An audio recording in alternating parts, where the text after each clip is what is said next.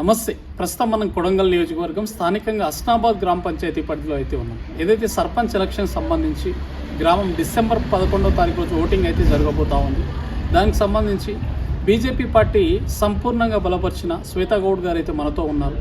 వారి మాటల్లోనే అసలు గ్రామానికి సర్పంచ్ కావాలనే ఆలోచన ఎక్కడి నుంచి వచ్చింది, వారు సర్పంచ్ అయిన తర్వాత గ్రామానికి ఏమేమి చేద్దాం అనుకుంటున్నారు, ఏంటిది, ఇలా పలు అంశాలపై మనతో మాట్లాడడానికి శ్వేతా గౌడ్ అదేవిధంగా సంజీవ్ దత్ గారు ఉన్నారు.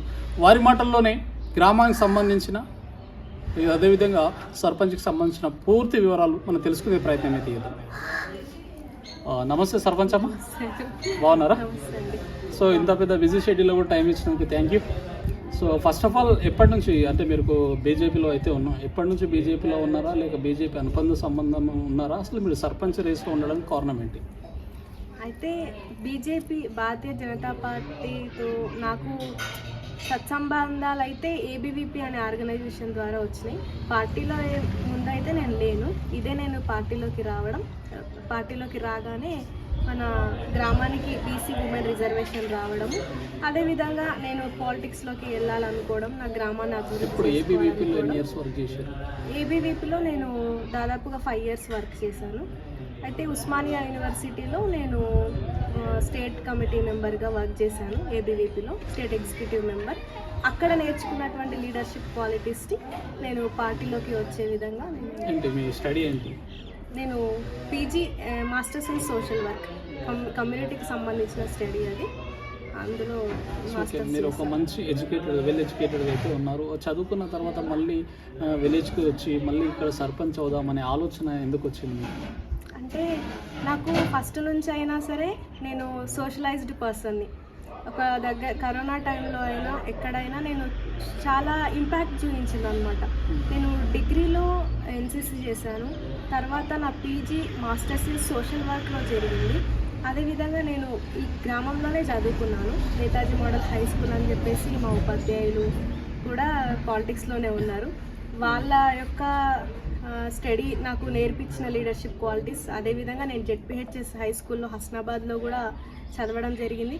అక్కడ ఉపాధ్యాయులు, అదేవిధంగా నా గ్రామ ప్రజల యొక్క పాలిటిక్స్లో నాకు కొంచెం వెళ్ళాలని ఉండేది. నాకు గ్రామాన్ని అభివృద్ధి చెందాలి, అభివృద్ధి చేసే అవకాశం వచ్చింది కాబట్టి వదులుకోవద్దు, నా గ్రామాన్ని అభివృద్ధి చేయాలి అనే ఒకే ఒక సంకల్పంతో నేను పాలిటిక్స్లోకి రావడం జరిగింది.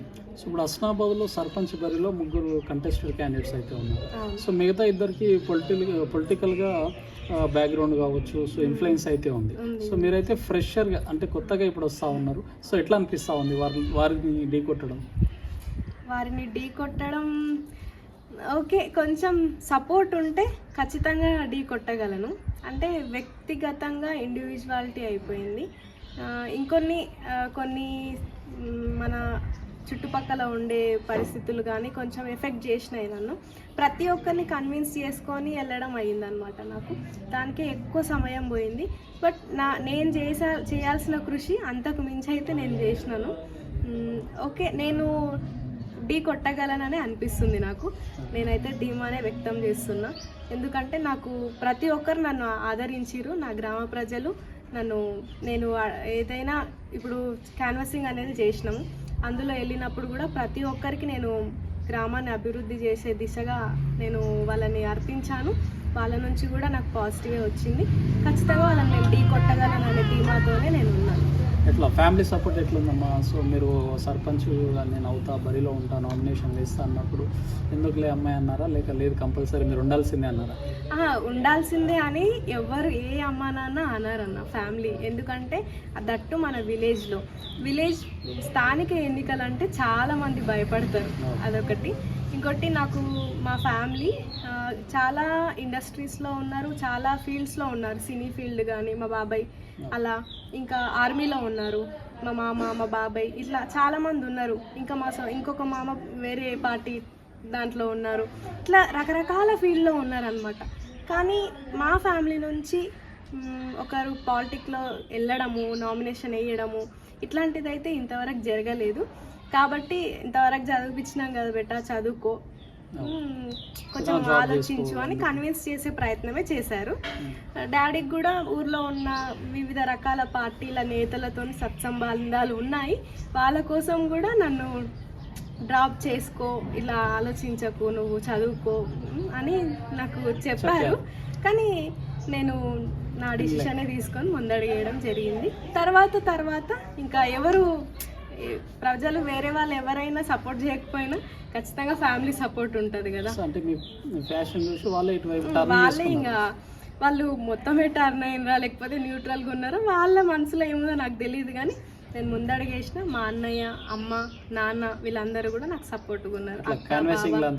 వీళ్ళంతా పార్టిసిపేషన్ వచ్చారా? క్యాన్వాసింగ్లో పార్టిసిపేషన్ ఉంది. నాకు సపోర్ట్ లేకపోవడం వల్ల అన్నయ్య బయటి పనులన్నీ చూసుకోవడం జరిగింది. ఏ పనున్నా చెప్పడం, అది అన్నకి ఇబ్బంది అయింది బాగా. బట్ ఒక్కడే ఉన్నాడు, ఒక్కడే చూసుకున్నాడు.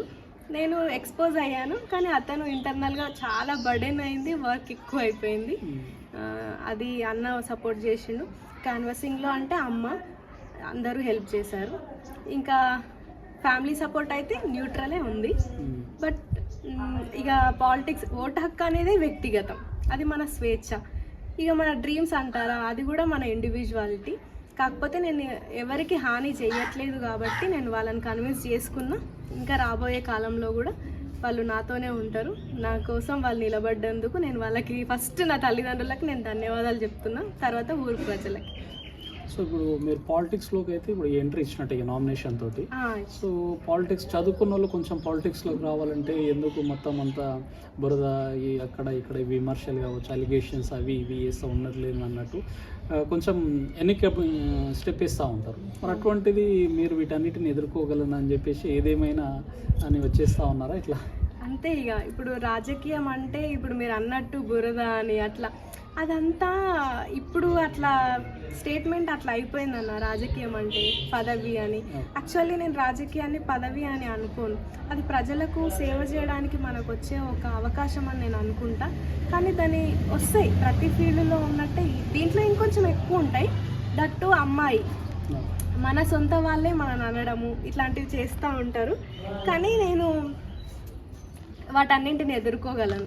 ఆ శక్తి నాకు, నేను స్టూడెంట్ ఆర్గనైజేషన్లో పనిచేసిన అఖిల భారత విద్యార్థి పరిషత్, అక్కడ నేర్పినటువంటి లీడర్షిప్ క్వాలిటీస్ నాకు ఏ ఎలిగేషన్ అయినా తట్టుకునే శక్తి ఉంది. నేను ప్రజల కోసం ముందడిగేస్తూనే ఉంటా. మీరు ఇక్కడ ఉన్న వ్యక్తి స్థానికంగా ఇక్కడనే పుట్టారు, ఇక్కడ పరిస్థితుల పైన పూర్తి అవగాహన అయితే మీకున్నది. సో మరి రేపు ఇక్కడ మీరు అబ్జర్వ్ చేసింది, సో ఇప్పుడు మీకు ఎంత ఉండొచ్చు ఏజ్? నాకు ఇప్పుడు 23. సో 23. సో 21 అంటే వితిన్ 21 వరకు ఇస్ ఎలిజిబుల్ ఏజ్ సర్పంచ్కి. సో ఇటు పాస్ అవుతా ఉన్నాయి, మీరు ఇక్కడ ఎంట్రీ ఇస్తూ ఉన్నారు. సో మరి ఇక్కడ స్థానికంగా ఉన్న సమస్యలు మేజర్గా మీరు ఏం గమనించారు హస్నాబాద్లో? స్థానికంగా ఉండే సమస్యలు అన్న మెయిన్ ఆరోగ్య సమస్యలు. ముసలోళ్ళని వృద్ధులను చూసినప్పుడు ఆరోగ్య సమస్యలు ఎట్లా అంటే మనకు వాళ్ళకి ఆరోగ్యశ్రీ కానీ ఇంకా సెంట్రల్ నుంచి వచ్చే ఆయుష్మాన్ భారత్ ఈ విధమైనటువంటి నరేంద్ర మోడీ గారి దగ్గర నుండి మనకు వచ్చే ఈ యొక్క పథకాల గురించి అవేర్నెస్ లేకపోవడం వల్ల, అండ్ వాళ్ళకి ఏ హెల్త్ డిపార్ట్మెంట్ మన దగ్గర ఉన్నటువంటి పిహెచ్సిస్ నుంచి ఏ యొక్క గైడెన్స్ లేకపోవడం, వాటి మీద అవేర్నెస్ ఇవ్వకపోవడం. ఇన్ఫర్మేషన్ యాక్ట్ అనేది 2005 నుంచి ఉంది, అమల్లోకి వచ్చింది. కానీ అది గ్రామ స్థాయిలో ఉండకపోవడం, ఆరోగ్యం పట్ల ఎక్కువగా వెచ్చించడం, డబ్బు ఉంటేనే ఆరోగ్యం అనేది ఒకటి ఉందన్న. ఆరోగ్య సమస్యలు అనేవి చాలా పట్టి పీడిస్తున్నాయి వృద్ధులని మెయిన్గా. ఉంది, ఇక్కడ ఉంది, గ్రామ పంచాయతీలో ఆపోజిట్లోనే ఉంది. ఫెసిలిటీస్ అన్నీ ఉన్నాయి దాంట్లో, ఏదో నామకి వస్తాయి. ఓకే, అంటే మిడిమిడి అంతే, ఏమంతా ఏం సమస్య ఏం దాని నుంచి ఫెసిలిటీ అయితే అందలేదు, ఎవరికైతే కూడా అందలేదు. ఫస్ట్ ఎయిడ్కి కూడా నార్మల్ RNPs దగ్గరికే వెళ్తారు, అంత ఏం లేదన్న. అది మనుగడలో అంత అయితే లేదు, ఉంది అంతే. కాబట్టి అలాంటివి నన్ను కదిలించినాయి వృద్ధులు మెయిన్గా. దాని తర్వాత ఇక యూత్, మా ఊళ్ళో చాలామంది హైదరాబాద్కి వెళ్ళడము, చాయ్ హోటళ్ళల్లో పనిచేయడము, అట్లా ఇక్కడ ఏదైనా ఒక 12,000కు 10,000కి ఏదైనా ఉద్యోగం ఉంటే చూసుకోవడం, అట్లా చాలామంది అన్నవాళ్ళు మా ఊర్లో వెల్ ఎడ్యుకేటెడ్ పర్సన్స్ ఉన్నారన్న. స్తోమతకు తగ్గి తల్లిదండ్రుల ప్రోత్సాహం ఉన్న వాళ్ళు ఎట్లంటే కొంతమంది లాయర్లుగా, జడ్జిలుగా, పోలీసులుగా, డాక్టర్స్గా ఇలా సెటిల్ అయ్యారు, టీచర్స్గా. రీసెంట్గానే టీచర్స్ నా ఫ్రెండ్స్కి వచ్చింది. అట్లా కొందరికి వచ్చింది. ఇంకొందరికి ఏంటంటే ఇక అంటే చాలామంది ఉన్నారు యువత నిరుద్యోగం. చాలా నన్ను కదిలించిన పాయింట్ మా ఊర్లో నిరుద్యోగం, అన్ఎంప్లాయ్మెంట్ బాగుంది. ఇక్కడ ఉపాధి అవకాశాలను సృష్టించే దిశగా ఆలోచించకపోవడం. ఎంతమంది రాజకీయ నాయకులు వచ్చినా కూడా యువతను ఎలక్షన్ టైంలో వాడుకోవడము, ముందు నుంచే 6 నెలల ముందు నుంచి, సంవత్సరం ముందు నుంచి వర్గాలుగా విభజించుకొని వాళ్ళని ఎంబడేసుకొని తిరగడము, వాళ్ళకి సరైన ఉపాధి అవకాశాలను ఇవ్వకపోవడం, వాళ్ళకి ఇట్లాంటివి కొన్ని డ్రాబ్యాక్స్ వల్ల యువత యొక్క స్థితి నన్ను బాగా కదిలించింది. విద్య పరంగా చూసినట్లయితే అన్న, విద్య అసలు నాకు ఎక్కడ కనిపిస్తలేదు. విద్య అంటే ఎట్లుండాలి, మనం బ్రతకడానికి ఒక ధైర్యం అనేది ఇవ్వాలి మనకు. ఎక్కడున్నా సరే, ఏడ ఉన్నా సరే, నేను అంటారు కదా పెద్దోళ్ళు, ఏడున్న బతకాలి, నీళ్ళల్లో ఉన్న కప్పలాగా, ఉభయచర జీవిలాగా బతకాలని అంటారు. మా నాన్న నాకు ఇది చెప్తుండే ఎప్పుడు. అది అనేది లేదనమాట. ఈ స్కూల్ బంద్ చేసి ఇంకో స్కూల్ వేస్తేనే ఆ పిల్లలు అలవాటు పడడానికి కొంత సమయం అనేది పడుతుంది.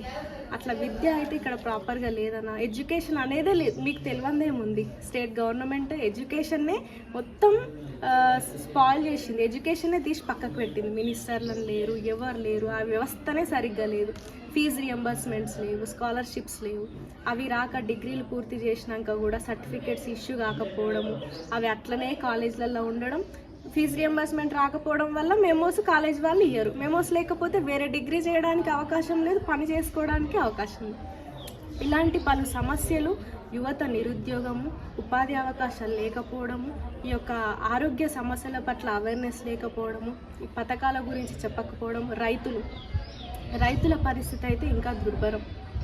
వాళ్ళకి మన యొక్క కేంద్ర ప్రభుత్వం నుంచి ఎంఎస్పి విత్తనాలు సబ్సిడీ, ట్రాక్టర్స్ సబ్సిడీకి ఇవ్వడము, ఇట్లాంటివి ఇన్ఫర్మేషన్ అనేది లేదు.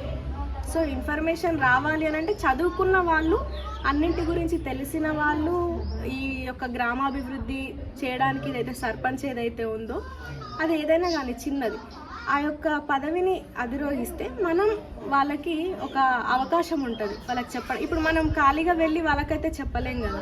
అదే మనం పనిగా, సర్పంచ్ అంటే ఏంది, ఊరికి సేవకుడు. ఆ ఊరికి సేవకుడుగా పదవి పెట్టుకున్నప్పుడు మనం వాళ్ళకి చెప్పడానికి అవకాశం ఉంటుంది.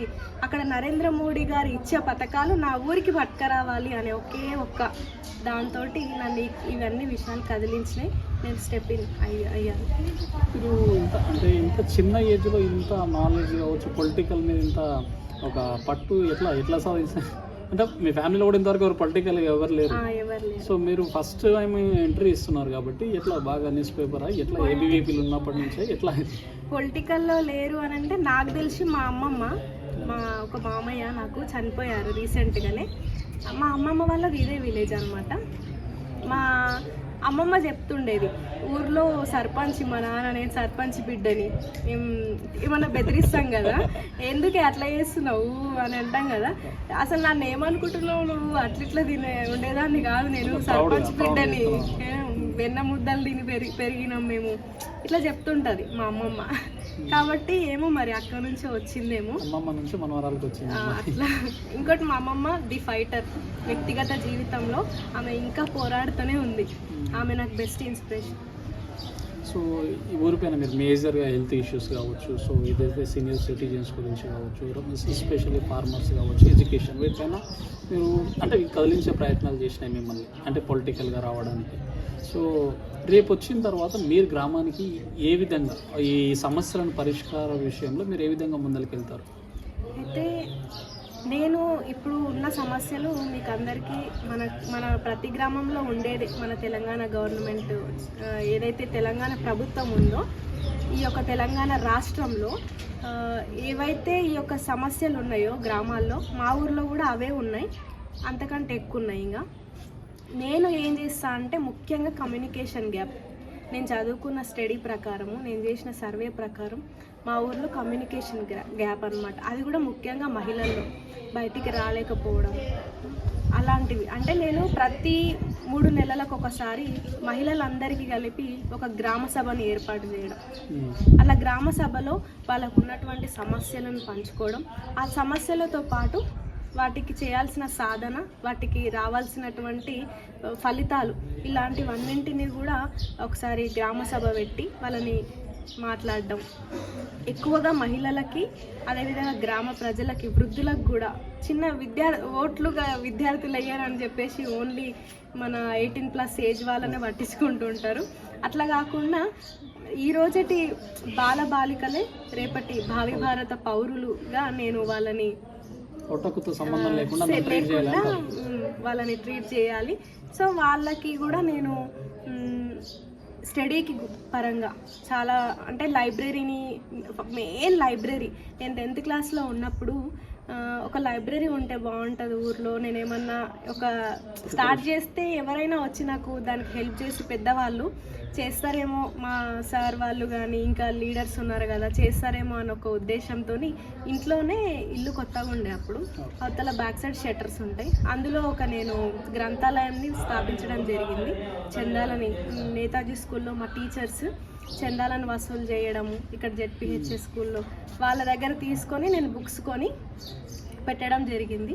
ఇంకెవరైతే మా ఊర్లో గవర్నమెంట్ టీచర్స్ ఉన్నారో వాళ్ళందరికీ ఎవరైనా రావచ్చు, చదువుకొని వెళ్ళొచ్చు. అంటే అట్లాంటిది పెట్టిన తర్వాత కొన్ని అనివార్య కారణాల వల్ల నా పై చదువుల వల్ల నేను తీసేయడం జరిగింది. దానికి కూడా సపోర్ట్ రాకపోవడము, బాగా ఇక ఎట్లుంటుందన్న అట్లాంటివి జరగడం వల్ల నేను ఆ బుక్స్ని నేను స్కూల్కి డొనేట్ చేసిన. తర్వాత నేను నా పై చదువుల కోసం అని వెళ్ళిన. సో ఓకే, రేపు డిసెంబర్ 11వ తారీఖు రోజు ఓటింగ్ అయితే ఉండబోతా ఉంది మన గ్రామంలో. సో ఓకే, గెలుపోవటంలు అనేటివి ప్రజల చేతిలో ఉంటాయి ఆ రోజు. సో ఓకే, రేపు నెక్స్ట్ ఏదైనా రిజల్ట్ ఏదేమైనా మీరు సరే ఓకే సర్పంచ్ వారికి అంటానా, లేక ఇక గ్రామంలో ఏ సమస్య ఉన్నదాన్ని టేక్ కేర్ చేసి ముందుకు వెళ్తారా? సర్పంచ్ వరకు అయితే కాదన్నా, గెలుపు నేను నా ప్రజలకు చెప్పింది కూడా అదే, గెలుపు ఓటమితో సంబంధం లేకుండా నేను కృషి చేస్తున్నాను. అది ఎట్లా అంటే వంతులతో సమానమైనటువంటి నా తల్లిదండ్రులు, అక్క చెల్లెళ్ళు, అమ్మమ్మలు, నా ఊరు ప్రజలు వాళ్ళకే అది నేను వదిలేస్తున్నా. కానీ వాళ్ళు నన్ను ఆశీర్వదిస్తారు, కరెక్ట్, నన్ను మంచి ఓట్లతో వాళ్ళు ఆశీర్వదిస్తారు. నేను గెలుపు దిశగా అడుగులు వేస్తున్నా అనే నమ్మకం అయితే నాకుంది. ఒకవేళ నేను 2 పాజిటివ్గానే తీసుకొని ముందుకెళ్తా. సర్పంచ్ పదవి వరకు అయితే కాదన్న, ఎందుకంటే ఓన్లీ పదవి రీత్యానే నేను వచ్చినట్లయితే ఇంత స్టడీ నేను నా గ్రామం పరంగా చేయను. నేను చదువుకున్న విద్య కూడా మాస్టర్స్ ఆఫ్ సోషల్ వర్క్ అంటే కమ్యూనిటీకి సంబంధించింది కాబట్టి నేను ఎప్పుడు కమ్యూనిటీలోనే ఉంటా. నేను ఏదైతే ABVPలో వర్క్ చేస్తున్నా అదంతా నేను కమ్యూనిటీకి సంబంధించింది. నా గ్రామ అభివృద్ధిలో ఈ సర్పంచ్ అనేది కాకుండా ప్రతి దానికి ఉంటా, ప్రతి సమస్యకు ఉంటా. నేను 100% ఉంటాను. రిజల్ట్ ఏదేమైనా ఉంటా, ఆ గ్యారెంటీ ఇస్తున్నారు జనాలకి. అదే అంతే, రిజల్ట్ ఏదేమైనా ఉంటా. నాకు ఉన్నటువంటి వివేకాన్ని నేను నా ఊరి ప్రజలకు కానీ ఒక 10 మందికి పంచడంలో కానీ నేను ఎప్పుడు ముందుంటా. ఇది సర్పంచ్ వరకే అనేది అయితే లేదు. సో మీరు ఇప్పుడు అన్నట్టు బడబడ పార్టీ నాయకులు ఉన్నారంటా ఉన్నారు. సో వాళ్ళకున్న ఏజ్లో మీకు సగం కూడా లేదనుకుంటాను ఇప్పుడున్న. సో ఏదైతే కంటెస్టెడ్ 2 క్యాండిడేట్స్ కనిపిస్తూ ఉన్నారమ్మా ఇక్కడ. సో వాళ్ళు అండ్ ఏజ్ పరంగా కావచ్చు, పార్టీస్ పరంగా కూడా మంచి లోకల్గా రూలింగ్ ఉన్న పార్టీ రాష్ట్ర వ్యాప్తంగా. సో బీజేపీ కొంచెం లోకల్లో పోటీ ఇచ్చడం అనేది అందరికీ తెలిసిన విషయమే, కొంచెం ఇబ్బందికర పరిస్థితులు. అటువంటిది ఏ ధైర్యం చేసి మీరు ముందరకు వచ్చారు? అంటే ఏజ్కి నాలెడ్జ్తో సంబంధం లేదని నేను నమ్ముతాను. ఏజ్ ఎంత చిన్న ఉన్నా పెద్ద ఉన్నా ఊరు సమస్యలని నేను దగ్గరుండి చూసిన కాబట్టి నేను వాళ్ళ ఏజ్కి చిన్ననేమో కానీ వాళ్ళతో ఉన్న నాలెడ్జ్కి ఈ అనుభవాలలో కూడా చిన్నగానే కావచ్చు, వాళ్ళు పెద్దవాళ్ళు అనుభవాలతో కూడా చిన్నగానే కావచ్చు. కానీ నేను చదువుకున్న చదువు అదే, నేను పనిచేసిన ఆర్గనైజేషను అదే, నేను పెరిగినటువంటి స్థితిగతులు కూడా అలాంటివే. కాబట్టి నేను నాలెడ్జ్ విషయంలో, ఊరి సమస్యల విషయంలో నేను వాళ్ళకంటే తక్కువ కాదని చెప్పేసి నేను నమ్ముతున్నాను. సో నార్మల్గా విలేజ్లలో బీజేపీ పార్టీ నుంచి తక్కువ మంది సర్పంచ్ వరకు పోటీ చేస్తూ ఉన్నారు. ఎవరైనా పోటీ చేసేటోళ్ళు ఉంటే కూడా దాన్ని వదిలేసి ఇండిపెండెంట్గా పోటీ చేస్తూ ఉన్నారు. అటువంటిది మీది బీజేపీ పార్టీని ముందర పెట్టుకొని, ఆ సింబల్ని, ఆ కండువాని ముందర పెట్టుకొని పోవడానికి రీజన్ ఏంటి? అంటే అభిమానం అంతే. భారతదేశం అంతా ఇప్పుడు ఎలా అంటే నరేంద్ర మోడీ గారి నాయకత్వంలో ముందుకు సాగుతుంది. ఇంకా ఒకటి నన్ను కదిలించిన విషయము, నేను ఈ కండువ కప్పుకొని నరేంద్ర మోడీ గారికే ఉండాలి, రాష్ట్రంలో ఏమున్నా ఊర్లో ఏమున్నా ఇదే నేను ఉన్నా, ఒక్కదాన్నైనా ఉన్నా అని ముందుకు వచ్చిందనంటే, మా గ్రామంలో చాలామంది సైనికులు ఉన్నారన్న, సోల్జర్స్. ఆ సోల్జర్స్ అందరికీ కూడా గత ప్రభుత్వాలు ఎలా అంటే ఏదైనా మన సోల్జర్స్కి అంత ఎక్కువగా ఫెసిలిటీస్ ఇవ్వకపోయిందనమాట. అంటే వాళ్ళకి అంత ధైర్యం కానీ వాళ్ళ కుటుంబ సభ్యులకి ఒక హామీ కానీ ఇచ్చే విధంగా లేకుండే, వాళ్ళకి ఇచ్చేటువంటి ఫెసిలిటీస్ కానీ అట్లా. కానీ ఇప్పుడు నరేంద్ర మోడీ గారి ప్రభుత్వం వచ్చిన తర్వాత మా ఊరి సైనికులు అన్నవాళ్ళు, బార్డర్లో నిలుస్తున్న అన్నవాళ్ళు ఎవరైతే ఉన్నారో వాళ్ళని కన్న తల్లులు ఇక్కడ ప్రశాంతంగా ఉంటున్నారు మా ఊర్లో. ఎందుకు అనంటే నరేంద్ర మోడీ గారి నాయకత్వం.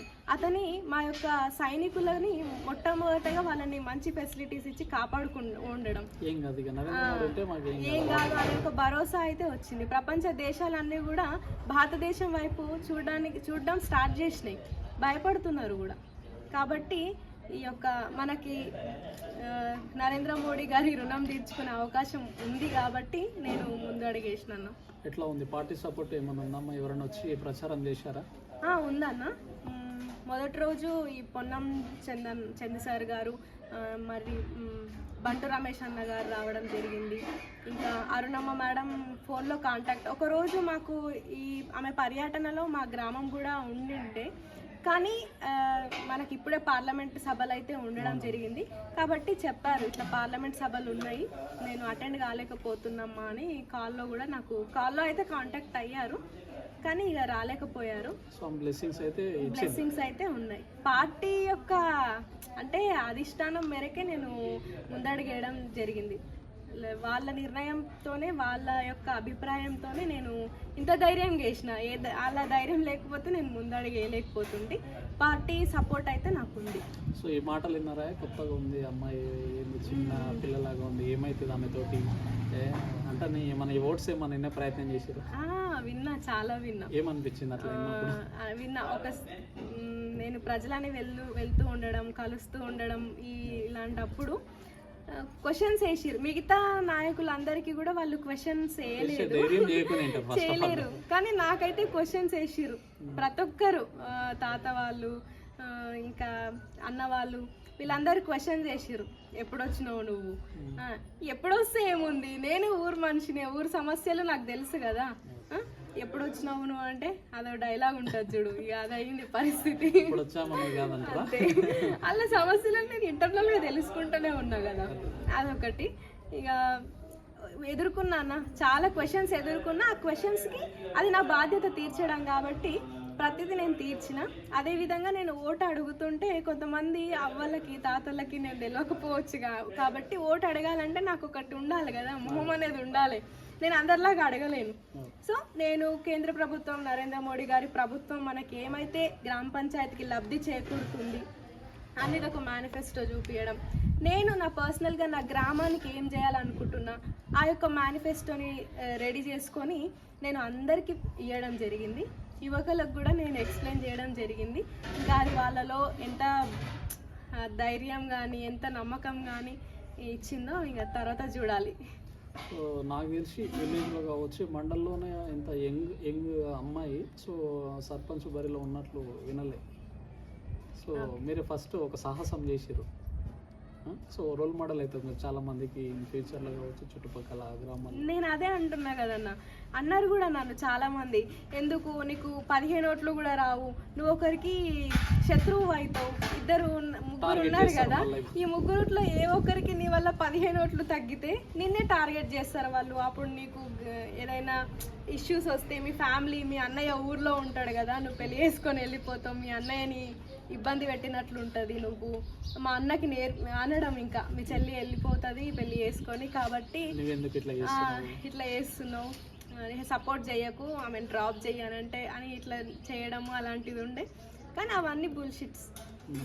ఇప్పుడున్నటువంటి జనరేషన్లో, ఇప్పుడు మనకు తెలిసినటువంటి చట్టాల్లో ఇవన్నీ కాదు అసలు. ఎస్పెషల్లీ నాకు తెలిసి మీ బ్రదర్ బాగా సపోర్ట్ చేసినట్టున్నాడు. అతడే ఒక సైన్యం. సో మీ సరౌండింగ్ జరిగే వర్క్స్ కావచ్చు, ఇది కావచ్చు, మీకు ఒక మోటివేషనల్ అన్నకి ఈ టైంలో ఫ్రెండ్స్ ఈ ఏజ్లో ఫ్రెండ్స్ అనేది చాలా ముఖ్యం. కానీ అన్న ఫ్రెండ్స్ అందరూ వేరే వాళ్ళ దగ్గర ఉన్నా కూడా అన్న అసలు నన్ను వదిలిపోలే. వచ్చి అన్నకి చెప్పినా కూడా మీ చెల్లెల్ని ఇట్లనా నువ్వు అని అంటే కూడా నాకు వదిలి వెళ్ళలే. చెప్పేగాడికి చెప్పిండు అన్న కూడా. కానీ నేను తీసుకున్న స్టెప్కి ఆయన రెస్పెక్ట్ ఇచ్చిండు. ఏమన్నా అపోనెంట్ క్యాండిడేట్స్ నుంచి ప్రెజర్ ఫ్యామిలీకి కావచ్చు, బ్రదర్కి యూ బెటర్ టు డ్రాప్ కండి అని ఏమన్నా వచ్చినాయి అట్లా నామినేషన్? కౌన్సిలింగ్స్ కూడా జరిగినాయి నాకు. అంతేనా? అంటే ప్రపోజల్ కాదు, ఆర్డర్స్ జరిగినాయి. దాన్ని రీత్యా ఇది మెంటల్ కేసు అమ్మాయి అనుకున్నారో ఏమో. కౌన్సిలింగ్స్ కూడా జరిగినాయి. కానీ నేను మెడికల్ అండ్ సైకియాట్రిక్ చదివి వచ్చినాను, వాళ్ళకి తెలియదు. సో ఎవరేం చెప్పి నేనే ప్రయత్నం లేదు. నేను ఏదైనా సరే నిర్ణయం అన్ని ఆలోచించి తీసుకుంటా. ఇక నేను ఎంచుకున్న నా దారిలో ముళ్ళున్నా, నిప్పులున్నా, నీళ్లున్నా, ఏమున్నా నేను నడుస్తా. సో ఫైనల్గా డిసెంబర్ 11వ తారీఖు రోజు ఓటు వేసే ప్రతి ఒక్క హస్నాబాద్ ఓటర్కి ఏం చెప్పదలుచుకున్నారు? ప్రతి ఒక్క నా గ్రామ ప్రజలకి, హస్నాబాద్ ఓటర్లకి, వీళ్ళందరి ముందు నేను పుట్టిన పెరిగిన ఇక్కడనే మీ ముందు నేను ఈ యొక్క నా రాజకీయ జీవితాన్ని ప్రారంభించిన మీరందరికీ కూడా నేను తెలియజేయాల్సిన విషయం ఏంటనంటే, ఎవరైతే వాళ్ళ సూటిపోటి మాటలతో వెనకంజకు తీసుకోవాలి అని ఎవరైతే వాళ్ళు ప్రయత్నించారో వాళ్ళకి నేను ఒక్కటి కూడా ఆన్సర్ ఇవ్వలే. వాళ్ళు ఎంత నన్ను ట్రిగ్గర్ చేసినా కూడా, వాళ్ళు ఎంత నేను అపోజిట్గా మాట్లాడే విధంగా నన్ను మాటలు అన్నా కూడా నేను ఒక్కరికి కూడా ఆపోజిట్గా అట్లా మాట్లాడలేను. అందరినీ సమర్థించిన. ఎందుకంటే నా గ్రామ ప్రజలు వాళ్ళ ఓట్లతో దానికి సమాధానం చెప్పాలి. మీరు వేసే ఒక్కొక్క ఓటు నన్ను అన్న వాళ్ళందరికీ కూడా మీ ఓటే సమాధానం చెప్పాలని చెప్పేసి నేను కోరుకుంటున్నా. అదేవిధంగా మన గ్రామంలో ఒక అమ్మాయి అంటున్నారు, 23 ఏళ్ళ అమ్మాయి ఇంత ముందడగేసింది, ధైర్యము మెచ్చుకుంటున్నారు. ఈ మెచ్చుకునేది ఏదైతే ఉందో దాన్ని ఓటుతో నాకు చూపించాలి. ఓటుతో నాకు అది 11వ రోజు మీరు ఏదైతే ఓట్లు వేసి మమ్మల్ని ఆశీర్వదిస్తున్నారో ఆలోచించండి. ఒక తెలివైన నాయకుడిని కానీ నాయకురాల్ని కానీ ఎన్నుకునడంలో మీ యొక్క టైంని కేటాయించండి. ప్రతిసారి వేసినట్టు ఈసారి కూడా పోయి బాగా సపోర్ట్ ఉన్న వాళ్ళని, బాగా ప్రోత్సాహం ఇచ్చిన వాళ్ళని, క్లోజ్గా ఉన్న వాళ్ళని, అట్లాంటి వాళ్ళకి కాకుండా అవకాశం ఇవ్వండి, ఆలోచించండి. నేను ఇప్పుడు ఒక అమ్మాయిగా మన ఊరు నుంచి సర్పంచ్ బరిలో నిలిచిన. నాకు మీ ఓట్ల ద్వారా సపోర్ట్ అనేది లేకపోతే తర్వాత వచ్చే జనరేషన్లో ఏ అమ్మాయికి కూడా నేను స్ఫూర్తి కాకుండా నిలిచిపోతానేమో అన్న భయం అయితే ఉంది. సో నేను గెలిచినా ఓడినా నన్ను క్వశ్చన్ అడిగినప్పుడు కూడా నా ఊరి ప్రజలకు నేను అదే చెప్పిన. ఏంటంటే నాకు ఓటే వేయను నేను నీకు అని నాకు ముఖం మీద చెప్పిన వాళ్ళకు కూడా అదే అన్నా. అంటే ఇద్దరికి అయినా నేను స్ఫూర్తి అయితే నేను చాలు. నేను తీసుకున్న నిర్ణయం 2 అమ్మాయిలకి స్ఫూర్తి ఇస్తే కూడా అది నాకు విజయమే అని చెప్పడం జరిగింది వాళ్ళకి. కాబట్టి మీ ఓట్లతో నాకు సమాధానం అనేది వాళ్ళకి మీరు ఇవ్వాలి. నన్ను ప్రోత్సహిస్తే మన ఊర్లో ఉన్నటువంటి ప్రతి ఆడబిడ్డను మీరు ఆశీర్వదించినట్టే. కాబట్టి ఒకసారి ఎంతోమందికి అవకాశం ఇచ్చిర్రు, నేను ముందడిగేసిన. నాకు అన్న ఊరిని నేను అంటే నా చదువుని పెట్టుబడి పెట్టి నాకు అన్న ఊరికి నేను నా యొక్క చదువును ఉపయోగించి ఇక్కడ సేవ చేయాలనుకొని నేను ముందడిగేసిన. నాకు అవకాశం ఇవ్వాల్సిందిగా నేను కోరుతున్నా. ఒక్కసారి ఆలోచించండి, నాకు కూడా అవకాశం ఇవ్వండి. సో ఏదైతే పావన్ గౌడ్, శ్వేత గౌడ్ గారి మాటల్లో స్థానికంగా అంటే ఇక్కడనే పుట్టారు కాబట్టి మంచి వెల్ ఎడ్యుకేటెడ్ అయ్యిండి కూడా ఏబీవీపీ వంటి ఒక ప్రొటెస్ట్ కావచ్చు, ఎక్కడ ప్రశ్నించే వాటిలో పనిచేసి కూడా మళ్ళీ గ్రామానికి వచ్చి రిటర్న్ నా గ్రామానికి ఏదన్నా ఒకటి చెయ్యాలి, ఇక్కడ ఉన్న పరిస్థితులు ఆమెకు కదిలించే ప్రయత్నాలు అయితే చేసినాయి. వాటన్నిటిని చూసి నా గ్రామానికి ఇప్పుడున్న దానికన్నా ఇంకా బెటర్ నేను చేయగలను అనే విధంగా, అంటే దానికి సంబంధించిన ఎడ్యుకేషన్ కూడా చదివి జస్ట్ నార్మల్గా అక్కడిక్కడ చూసింది కాకుండా దానికోసమే సపరేట్గా కోర్సు తీసుకొని చదివి కూడా మళ్ళీ గ్రామానికి వచ్చి అది ఇక్కడ ఇంప్లిమెంటేషన్ చేస్తా నా ప్రజలపైన, అంటే ఇక్కడున్న గ్రామస్తులపైన. మరి ఆమెకు ఎంత నమ్మకం అంటే at present just 23 years old. So వాళ్ళు వచ్చి నా గ్రామ ప్రజల కోసం కొట్లాడుతూ ఉన్న, ప్రచారం చేస్తూ ఉన్న పార్టీలు పక్కన పెట్టి అందరూ ఎన్ని హేళన చేసినా అంటే కేవలం అది హస్నాబాద్ గ్రామ ప్రజల కోసమే. వీటన్నిటిని ఆలోచన చేసి డిసెంబర్ 11వ తారీఖు రోజు హస్నాబాద్ నుంచి ఓటర్ వేసి ప్రతి ఒక్క ఓటు వీటన్నిటిని ఆలోచన చేసుకోండి. చదువుకున్న వ్యక్తి ఎవరు, సమర్థవంతమైన వ్యక్తి ఎవరు, ఎవరు గ్రామం పైన బ్రతకనీకి వస్తున్నారు, సో ఎవరు రాజకీయాల మీద బ్రతకనీకి వస్తూ ఉన్నారు, ఎవరు సేవ చేయడానికి వస్తూ ఉన్నారు, వీటన్నిటిని ఆలోచన చేసుకొని హస్నాబాద్ అనేది కొడంగల్లోనే ఒక మేజర్ గ్రామ పంచాయతీ. సో ఇక్కడ ఒక పర్సన్, ఒక చదువుకున్న వ్యక్తిగా, అమ్మాయిగా, అంటే షీఈ్ ఓన్గా ఇండిపెండెంట్ పర్సన్. సో ఏదో బ్యాక్డ్రాప్లో ఎవరు ఉండి ప్లే చేసేది కాదు. సో ఆ శక్తి సామర్థ్యాలు కూడా ఆమెకు ఉన్నాయని అనుకుంటా ఉన్నాం. కాబట్టి ప్రతి ఒక్క ఓటర్ వీటన్నిటిని దృష్టిలో పెట్టుకొని డిసెంబర్ 11వ తారీఖు రోజు మీ అమూల్యమైన ఓటును సరైన వ్యక్తికి, సమర్థవంతమైన వ్యక్తిని వేసి గెలిపించుకుంటారని కోరుకుంటాం. ఓకే, థ్యాంక్ యూ అమ్మా.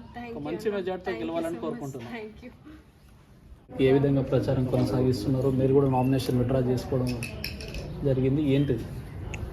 విత్డ్రా అంటే మనకు పార్టీ సిద్ధాంతం ఆల్రెడీ చెప్పిన ఇంటర్వ్యూలో ఇంతకుముందు, నాకు ఒక ఇంటికెళ్ళి కేసీఆర్ లాగా అన్ని పదవులు మనకే కావాలని ఏం లేదు. కాకపోతే నాకు బీజేపీ వ్యక్తి కావాలి అని అనుకున్నా. ఇక అమ్మాయి వచ్చి అమ్మ దగ్గర అమ్మకి వెళ్ళి ఫోన్ చేయించింది. అంటే అమ్మ కూడా చెప్పింది, పంపిస్తుంది, నువ్వేమని చెప్పి సంజీవ్ అని చెప్పింది. అంటే సర్పంచ్ కానీ అయ్యి, ఎంపీటీసీ కానీ అయ్యి, నంబర్ కానీ ఏమని కానీ అమ్మాయి అయితే వస్తుందో అని చెప్పింది. చెప్పి ఆమె ఢిల్లీకి వెళ్ళిపోయింది. నేను ఆలోచన చేసుకొని, అమ్మాయి కూడా స్టడీ చదువుకున్న అమ్మాయి కదా, ఆమె కూడా చదువుకున్నది. కాకపోతే నేను విత్డ్రా చేసుకుని ఈమె వచ్చినందుకు ఆమె విత్డ్రా చేయించి ఈమె నిలబెట్టడం జరిగింది. సో ఎంత మెజార్టీతో గెలిపిస్తున్నాం మరి? మెజార్టీ అంటే నా ఎట్లంటే ఇలా కథ వేరే ఉంది. టీఆర్ఎస్ ఉంది, కాంగ్రెస్కి వెళ్ళి ఇద్దరు వేసిండ్రు, ఇప్పుడు ఈమె నేర్పించిన మొత్తం నలుగురిలో ఈమె కూడా ఉంది కదా. కొద్దిగా మీరు ఎంత మెజార్టీతో గెలిపిస్తున్నారు? మేము 1500 పైన 2000, 3000 వరకు రావచ్చు అని అనుకుంటున్నా. కానీ ఇక ప్రజలు నిర్ణయిస్తారు, అది మన చేతిలో